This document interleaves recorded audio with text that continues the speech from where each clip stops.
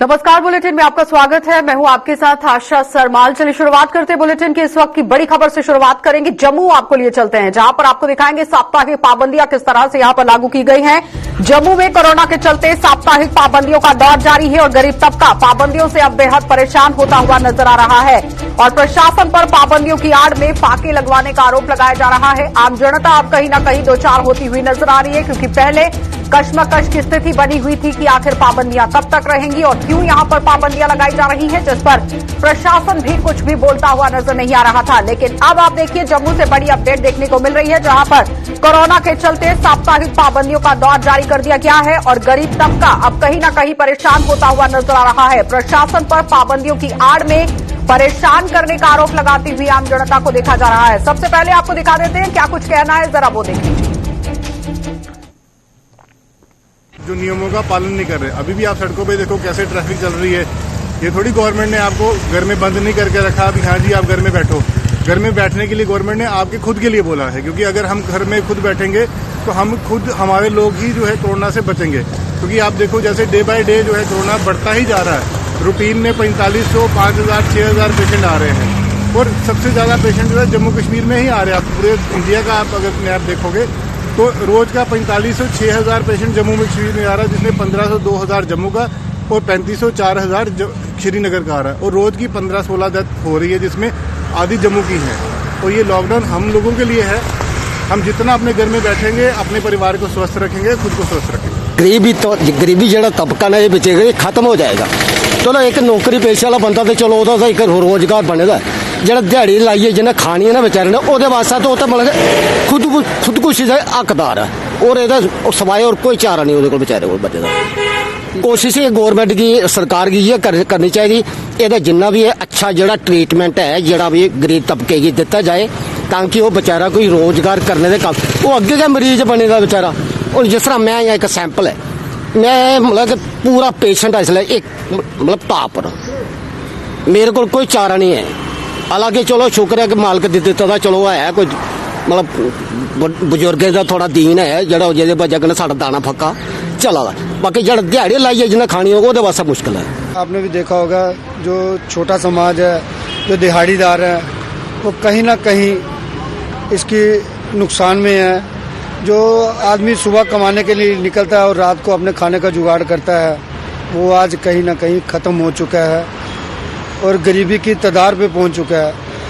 और इसके लिए मैं प्रशासन को भी जिम्मेवार नहीं कहता, इसमें कहीं ना कहीं हम लोग खुद जिम्मेवार हैं, जिन्होंने जो सरकार ने रूल और रेगुलेशन निकाले थे, जो उन्होंने हिदायतें दी थी मास्क लगाने की और सैनिटाइज़र का हाथों को बार बार सैनिटाइज करना, वो हम कहीं ना कहीं उसमें कसूरवार हम हैं जिन्होंने इन रूल का पालन नहीं किया। अगर हम चाहते तो लॉकडाउन नहीं लग सकता था। और चलो जो भी है, सरकार को आम जनता के लिए भी सोचना चाहिए।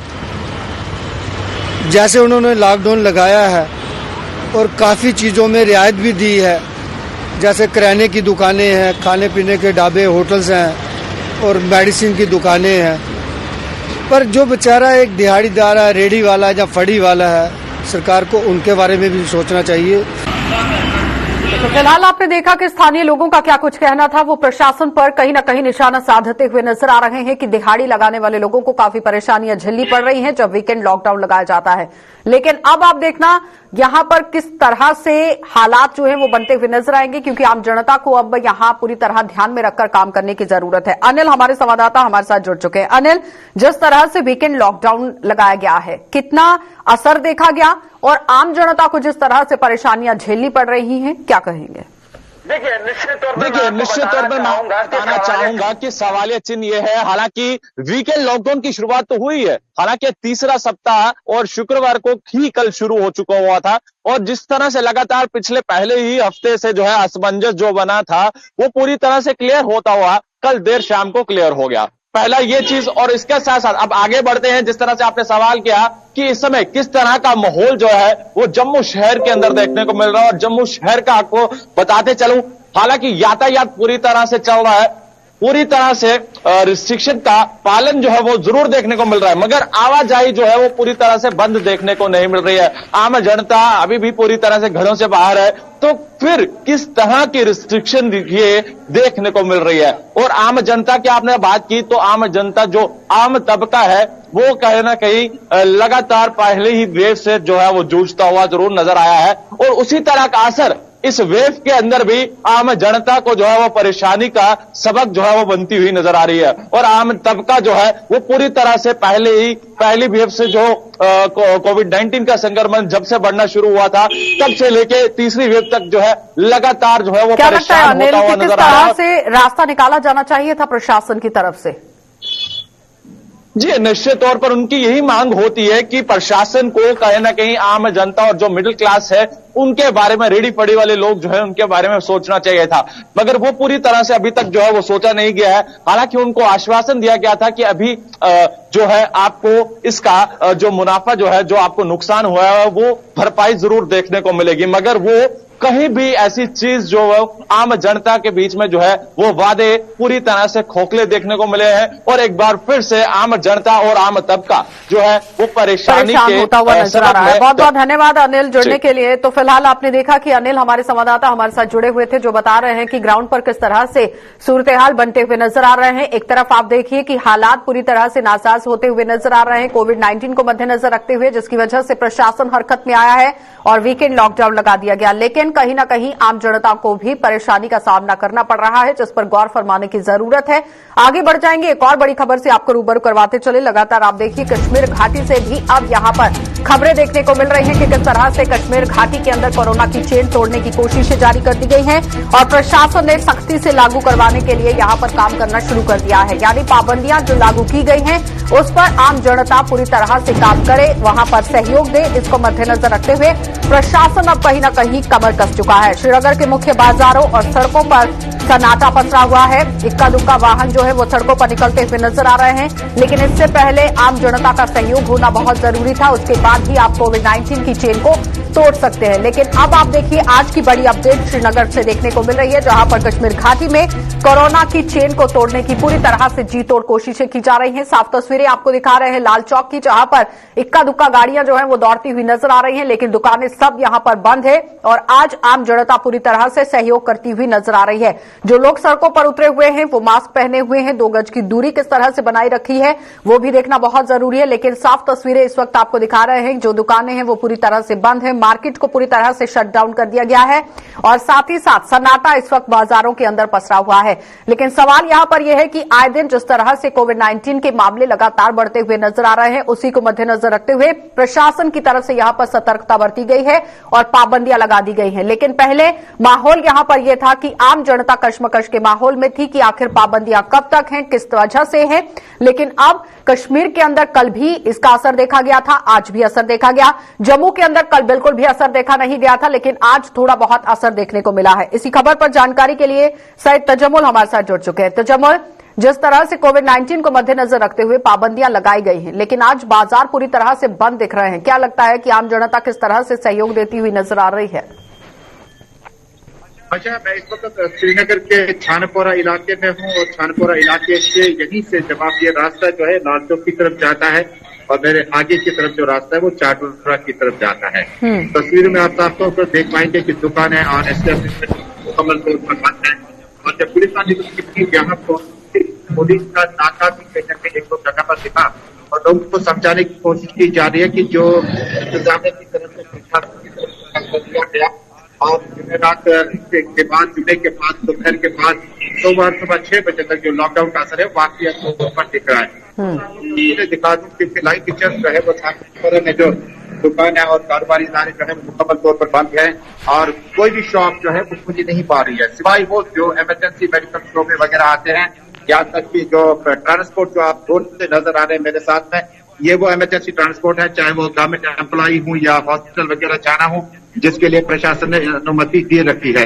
लेकिन साथ ही साथ जब कल से ये डिस्कशन चल रहा है कि श्रीनगर और बाकी इलाकों में जो लॉकडाउन का असर है वो बाकी इलाकों बहुत ज्यादा बेहतर है और प्रशासन ने पहले ऐलान किया कि जो शख्स मास्क के बगैर मार्केट में देखा जाएगा उसके खिलाफ सख्त कानूनी कार्रवाई लेकिन की जाएगी। तजम्मुल सवाल यहाँ पर यह है कि कश्मीर के अंदर कल भी असर देखा गया था, नो डाउट, आज भी असर देखा गया है। जम्मू के अंदर कल बिल्कुल भी असर देखने को नहीं मिला, लेकिन देर शाम के बाद जब यहां पूरी तरह से तस्वीरें साफ हुई तो आज थोड़ा बहुत असर देखने को मिला।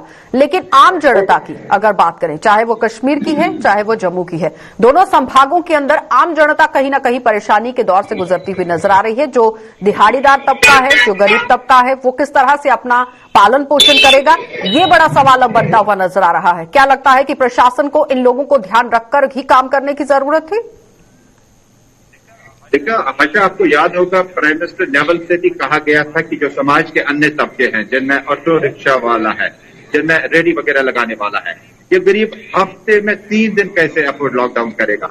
जुम्मे के 2 बजे के बाद सोमवार के सुबह 6 बजे तक जब आप लॉकडाउन करते हैं, और ऐसा लॉकडाउन जहां प्रशासन ने पुलिस को खुद ही छूट दे रखी है कि वो कार्रवाई करे। मैंने देखा कि आज भी श्रीनगर शहर के कई रेस्टोरेंट के खिलाफ कार्रवाई की गई और वो दुकानें जो खुली हैं और जिन्हें मजबूरी के आलम में घर से बाहर निकलना। देखिए, कोविड-19 के दौर में जब एक बाप अपने घर से बाहर निकलता है तो कहीं न कहीं घर पे उसके बच्चे इंतजार कर रहे होंगे, कुछ कमाई करके वापस लाएगा। लेकिन हफ्ते में तकरीबन 2.5 दिन का लॉकडाउन जो है, मुख्तलिफ इकोनॉमिक अलायंस के चेयरमैन फारूक अहमद डार की बात करें, आशिफ हुसैन की बात करें चैम्बर के, तो उनका भी कहना है कि लॉकडाउन को 5 बजे के बाद रखा जाना चाहिए रोजाना।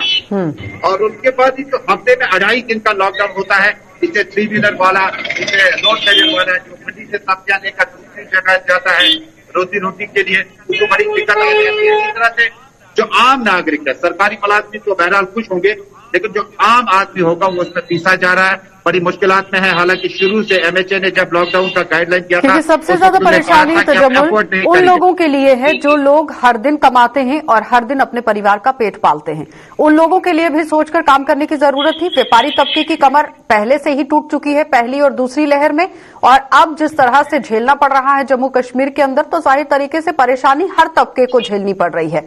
तो बीच का रास्ता निकालकर काम करने की जरूरत है प्रशासन को।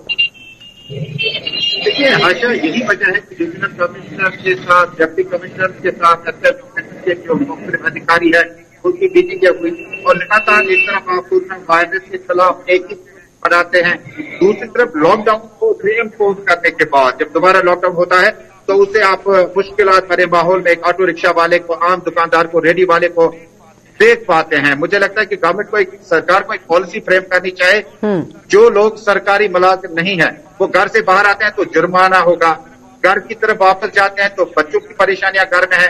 और जब हम श्रीनगर के इस इलाके की बात करते हैं, छानापोरा के इलाके की बात करते हैं, यहाँ पर 30 से 40% लोग ऐसे हैं जो दिन में कमाई करके अपना गुजारा करते हैं। उसके बाद जो अगला इलाका होगा, क्योंकि वहां पर हॉर्टिकल्चर, एग्रीकल्चर वगैरह है, लेकिन ये वो एरिया है श्रीनगर का जहाँ पर ये स्कोप बहुत कम है। यानी ये मानकर चला जा सकता है तजम्मुल कि कहीं ना कहीं आम जनता को परेशानी झेलनी पड़ रही है, जिसमें कोई दुराही नहीं है। बहुत बहुत धन्यवाद जुड़ने के लिए। तो फिलहाल आपने देखा कि सैयद तजम्मुल हमारे साथ हमारे सीनियर एडिटर जुड़े हुए थे, जो बता रहे हैं कि किस तरह से आम जनता को भी परेशानियां झेलनी पड़ रही हैं। बेशक आज यहां सन्नाटा पसरा हुआ है, बाजार पूरी तरह से बंद है, कोविड-19 को मद्देनजर रखते हुए प्रशासन की तरफ से यह फैसला लिया गया, लेकिन कहीं ना कहीं आम जनता को परेशानियां झेलनी पड़ रही हैं, इसमें कोई दुराही नहीं है। बारामूला आपको लिए चलेंगे। अब आपको दिखा देते हैं कि झेलम नदी में जिस तरह से 2 लड़कों के डूबने की खबर सामने आई थी, उसमें किस तरह से शव को बरामद कर लिया गया है। बारामूला में झेलम दरिया में डूबे हुए दूसरे शव का भी यहां पर पता चला लिया गया है, शव को बरामद कर लिया गया है। शुक्रवार को जेटी ख्वाजाबाद इलाके में नाव पलटने से ये हादसा पेश आया था और हादसे में 2 सगे भाइयों की दर्दनाक मौत से परिवार में मातम पसरा हुआ है और एक शख्स का शुक्रवार को बरामद कर लिया गया था शव, लेकिन आज यहां पर सुबह ही एक दूसरे शख्स का भी जो शव है वो बरामद कर लिया गया। लेकिन आरोप यहां पर आम जनता की तरफ से ये लगाए जा रहे हैं कि प्रशासन की तरफ से सहयोग नहीं किया गया है और फिलहाल जितना भी यहां पर काम हुआ वो सिर्फ और सिर्फ आम जनता ने एक साथ मिलकर किया है। इस वक्त की बड़ी अपडेट श्रीनगर के बारामूला से आपको दिखा रहे हैं, जहां पर साफ तस्वीरें आप देखिए किस तरह से वहां पर प्रशासनिक अमला भी उमड़ा, लेकिन इस बीच में आम जनता कहीं ना कहीं आरोप लगाती हुई नजर आ रही थी। लेकिन ग्राउंड रियलिटी क्या है वो जान लेते हैं। बारामूला से ही हमारे संवाददाता इरशाद भट्ट हमारे साथ जुड़ चुके हैं। इरशाद, ये बताइए कि जिस तरह से यहां पर पूरा सर्च ऑपरेशन चलाया गया, क्या प्रशासन की तरफ से सहयोग हुआ कि नहीं? बिल्कुल, अगरचे हमने कल यहाँ पे ग्राउंड जीरो पे देखा, क्योंकि अगरचे देखा जाए ये जो दो नौजवान जिनकी मौत वाक़ा हुई, एक नसीर अहमद और हिलाल अहमद, ये बांडीपुरा के रहने वाले थे और इसके साथ साथ ये यहाँ पे जिले बारामूला के ख्वाजबाग चट्टी में काम कर रहे थे। ये रेत का काम कर रहे थे और कल जो है एक यहाँ पे दिलदोज एक हादसा पेश आया जिसमें दो भाइयों की मौत वाक़ा हुई, किश्ती वहां पे डूबी। और इसके साथ साथ देखा जाए, क्योंकि कल जो है एक बॉडी रिकवर की गई थी SDRF की जानिब से, चाहे मुकामी लोगों की जानिब से, जो कल रेस्क्यू ऑपरेशन चलाया गया।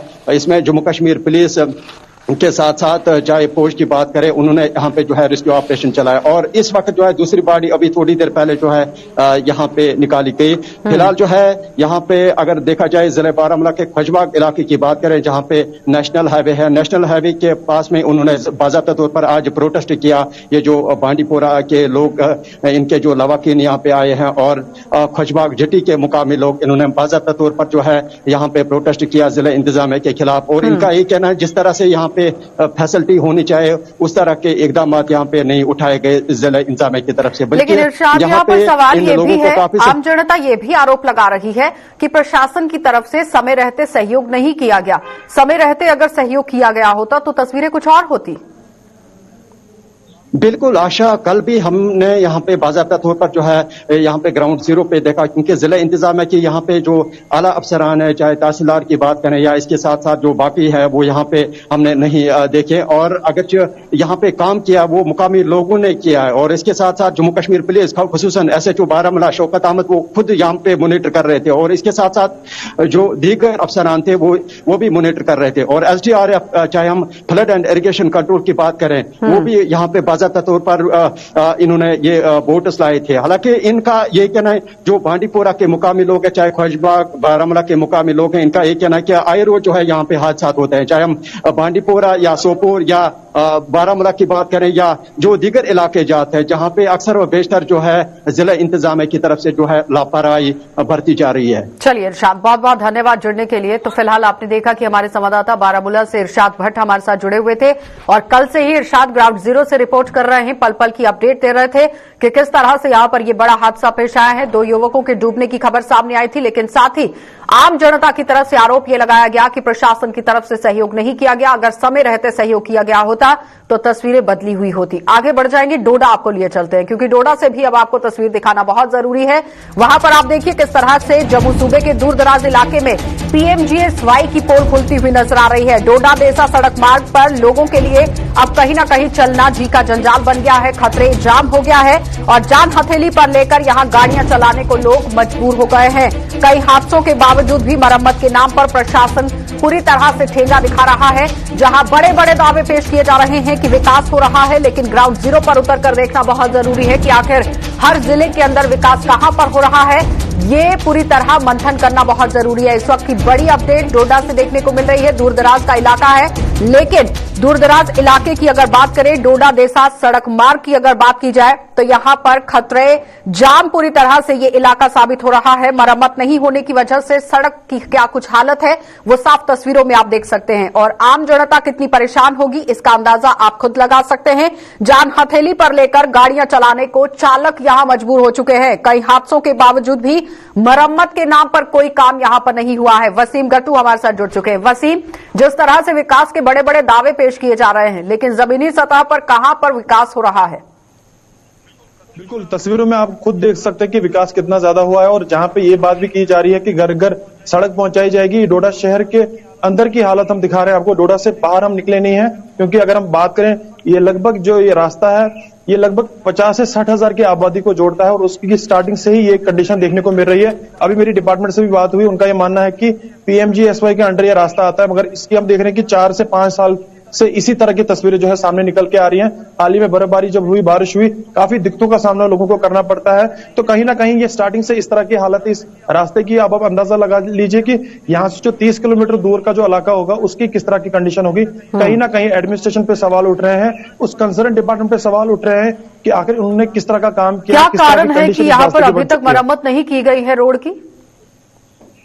देखिए, अगर मीडिया में ये बातें चले आती हैं, फिर हम देखते हैं कि उसके बाद 2 दिन इसका काम लगाया जाता है, उसके बाद वही तस्वीरें फिर देखने को मिलती हैं। कोई भी प्रॉपर तरीके से ड्रेनेज सिस्टम नहीं है, कुछ नहीं है। कहीं ना कहीं जो इस पे चलने वाले लोग हैं उनका यही मानना है कि हम देख रहे हैं कि काफी सालों से इस रास्ते का काम जो है लगाया गया था, मगर उसके बाद जो है थोड़ा थोड़ा काम करके इसको एक छोड़ दिया जाता है। तो कहीं ना कहीं डिपार्टमेंट को भी देखना चाहिए, जो कंसर्न डिपार्टमेंट है उसको इसको मद्देनजर रखना चाहिए, जो एडमिनिस्ट्रेशन है उसको मद्देनजर रखना चाहिए, ताकि लोगों को राहत मिले। तो कहीं ना कहीं जिस तरह से हम देख रहे हैं कि आए दिन लोगों को परेशानियों का सामना करना पड़ रहा है, जो चलने वाले लोग हैं, और लगभग मैंने आपको पहले ही बताया कि 50 से 60 हजार की आबादी है। जो प्रशासनिक आला अधिकारियों से बातचीत हुई है, उनका क्या कुछ कहना था, कब तक मरम्मत होगी? देखिए, उन्होंने यही बताया कि जल्द से जल्द इस पे काम होगा, मगर हम इसी रास्ते की बात नहीं कर रहे हैं। हम डोडा शहर के अगर हम अलग अलग जगहों की बात करें जो हमारे शहर के साथ कनेक्ट होते हैं रास्ते, उनकी इसी तरह की तस्वीरें देखने को मिल रही हैं। और जहां पे सरकार ये दावा कर रही है कि घर घर हम सड़क पहुंचा रहे हैं, तो उन दावों का जो पोल जो है किस तरह से खुलते हुए नजर आ रहे हैं, वो स्क्रीन पे आप देख सकते हैं किस तरह की कंडीशन। वसीम, बहुत बहुत धन्यवाद जुड़ने के लिए। तो फिलहाल आपने देखा कि वसीम गत्तू हमारे साथ जुड़े हुए थे, जो बता रहे हैं कि डोडा देसा मार्ग पर किस तरह से हालात जो है वो बने हुए हैं। और सिर्फ ये इसी सड़क की बात नहीं हो रही है, डोडा शहर की भी बात हो रही है। सड़कों की मरम्मत नहीं होने का खामियाजा आम जनता को भुगतना पड़ रहा है। तो अंदाजा लगाइए कि जो बड़े बड़े दावे पेश किए जा रहे हैं कि विकास हो रहा है, लेकिन कहां पर हो रहा है, जमीनी सतह पर उतरकर बार बार देखने की जरूरत है कि आखिर आम जनता को कितनी सुविधाएं फराहम कराई गई हैं। आगे बढ़ जाएंगे और जम्मू के साथ साथ जिले में तहसील स्तर पर भी आज साप्ताहिक पाबंदियां लागू होने के कारण बाजारों में ज्यादातर दुकानें बंद रही हैं। बात करें अगर आरएसपुरा की, तो यहां पर भी लोग असमंजस की स्थिति में देखे गए हैं। उन्होंने प्रशासन से उन्हें पशुपेश में न डालने और पाबंदियों पर समय पर पक्ष रखने की मांग की।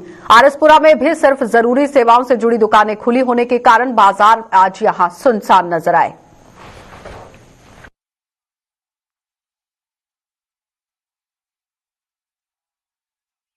तो जम्मू के जीएमसी और इसके सहयोगी अस्पतालों में कोविड के 90 नए मरीज जो हैं वो देखने को मिले हैं। 19 नए मरीज यहां पर भर्ती हुए हैं और उसके साथ ही अस्पतालों में अब ऐसे मरीजों की संख्या 98 हो गई है। और जीएमसी अस्पताल में 61, डीआरडीओ में 25 और गांधीनगर अस्पताल के अंदर 12 मरीजों का इलाज चल रहा है। और अच्छी खबर यह है कि इन सभी अस्पतालों से 20 और मरीज स्वस्थ होकर अपने अपने घरों को लौट गए हैं। जीएमसी अस्पताल में तैनात डॉक्टर कैलाश ठाकुर का पूरी तरह से क्या कुछ कहना था, उन्होंने किस तरह से जानकारी दी, देखिए। गवर्नमेंट मेडिकल कॉलेज और एसोसिएटेड हॉस्पिटल में 19 पेशेंट जो है नए कोविड-19 से जो है एडमिट हुए हैं। हमारे पास जो एडमिटेड पेशेंट्स थे उनमें से 20 पेशेंट्स जो है हमने ठीक होने के बाद जो है डिस्चार्ज किए हैं। अभी हम कुल मिला के हमारे पास 98 पेशेंट जो है एडमिटेड है, जिसमें से 61 पेशेंट जो है जीएमसी हॉस्पिटल बख्शीनगर वाले हॉस्पिटल में है, 12 पेशेंट्स एमसीएच गांधीनगर में एडमिटेड हैं और 25 पेशेंट जो है वो डीआरडीओ हॉस्पिटल भगवती नगर में एडमिटेड हैं। पिछले 24 घंटे में एक पेशेंट की जो है वो डेथ हुई है, वो 70 ईयर ओल्ड पेशेंट थे। एक्यूट कोरोनरी सिंड्रोम करके हमारे पास एडमिट हुए थे और इंसिडेंटली जो है उनको कोविड निमोनिया भी हुआ था, उसकी वजह से फिर उनकी डेथ हुई अनफॉर्चुनेटली। बाकी जो जितने पेशेंट्स हमारे पास एडमिटेड हैं, मोस्ट ऑफ देम वो ट्रीटमेंट को बहुत अच्छी तरह से रिस्पॉन्ड कर रहे हैं और आने वाले दिनों में हमें पूरा यकीन है कि वो सारे जो है स्वस्थ होके डिस्चार्ज होके अपने घरों को चले जाएंगे। कोरोना महामारी से निपटने के लिए सरकार ने अस्पतालों के साथ साथ पंचायतों में भी कोविड सेंटरों को बना दिया है, ताकि कोरोना संक्रमितों का इलाज उनके अपने ही गांव में संभव हो सके और उन्हें इलाज के लिए भटकना ना पड़े। लेकिन जिला उधमपुर की पंचायत दरसू के पंचायत सदस्यों और स्थानीय लोगों ने सरकार की इस व्यवस्था पर सवाल उठा दिए हैं। इन लोगों ने आरोप लगाया है कि सरकार ने कोविड सेंटर के नाम पर केवल 3 बेड उपलब्ध कराए हैं और इसके अलावा इन सेंटरों पर कोरोना के इलाज के लिए एक टैबलेट तक उपलब्ध नहीं है और यहां तक कि उनकी पंचायत में बनाए गए कोविड सेंटर में पानी तक की व्यवस्था नहीं है। इन लोगों के मुताबिक सरकार ने केवल जनता को गुमराह करने के लिए सेंटर यहां पर बनाए हैं। हमारे पास यहाँ पे पानी नहीं है। पानी के लिए हमने एक टेंडर अपने पैसों से जो बजट से रखा हुआ था करीबन कोई 80,000 रुपये का, लेकिन कहते हैं कि टेंडर लग चुका है, लेकिन अभी तक हमारे पास वो पानी की पाइप जो नहीं लगी है इसमें। तो मैं ऊपर वाले से यही दुआ करता हूं कि हमारी पंचायत बिल्कुल सक्सेस है, जहां कोई पॉजिटिव केस नहीं आए।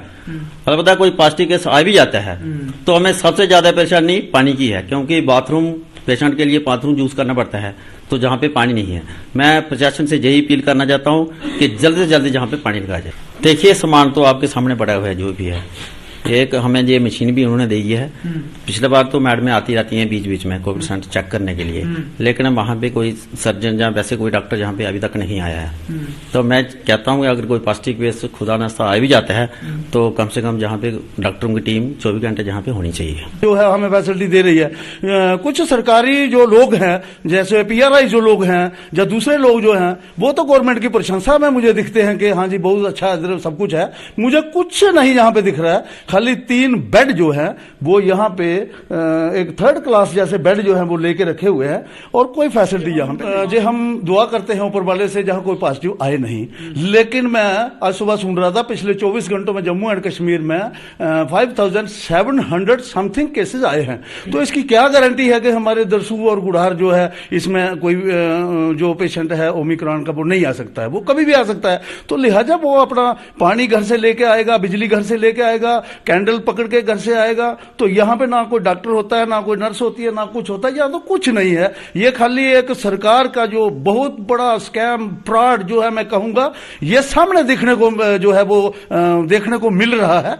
और यहाँ के लोग जो हैं वो तो बेचारे, अब मुझे 3 यहाँ पे बेड दिख रहे हैं, सुफिशिएंट नहीं है, बिस्तर यहाँ पे इस पे नहीं है, यहाँ पे कोई एक टैबलेट नहीं है इस कोविड सेंटर में। मुझे नहीं लगता है कि यहाँ पे कोई बुखार की टैबलेट जो है वो यहाँ पे पड़ी हो। बट मैं इसको कोविड सेंटर बोलने के लिए तैयार नहीं हूँ क्योंकि यहाँ पे ना तो मास्क दिखता है, ना तो यहाँ पे कोई पानी की बोतल दिखती है और ना ही जहाँ पे कोई दवाई की एक। तो सबसे पहले तो किशोर जी मैं तो ये कह नहीं सकता कि ये जो जितने भी बेड्स हैं इन पे हम किसी कोविड पेशेंट को सुला सकते हैं, क्योंकि आप खुद देख रहे हैं एक गद्दा है और उसके ऊपर एक ग्रीन कलर की एक बेडशीट है और एक कंबल है और एक उसके साथ तौलिया या आप पिलो लगा लीजिए। मुझे नहीं लगता कि इतनी बारिश में कोई भी कोविड पॉजिटिव जो पेशेंट है वो इन बेड को यूज कर सकता है। और सबसे बड़ी बात आप जो कह रहे हैं कि कोविड की बात कर रहे हैं, तो मैं हमारे आगे पीछे पता नहीं कितने कोविड पेशेंट्स जो हैं हमारी पंचायत में घूम रहे हैं, हमें इस चीज का तो पता ही नहीं है। आज government rat test, RT-PCR test वगैरह जो है गवर्नमेंट करवा रही है, लेकिन हमारी पंचायत में ऐसा कुछ हुआ है नहीं। तो हम ये भी नहीं कह सकते कि हमारी पंचायत में कोई कोविड पॉजिटिव केस हो नहीं सकता। चलिए बुलेटिन में फिलहाल इतना ही। देश और दुनिया की खबरों के लिए आप बने रहिए गुलिस्तान न्यूज के साथ।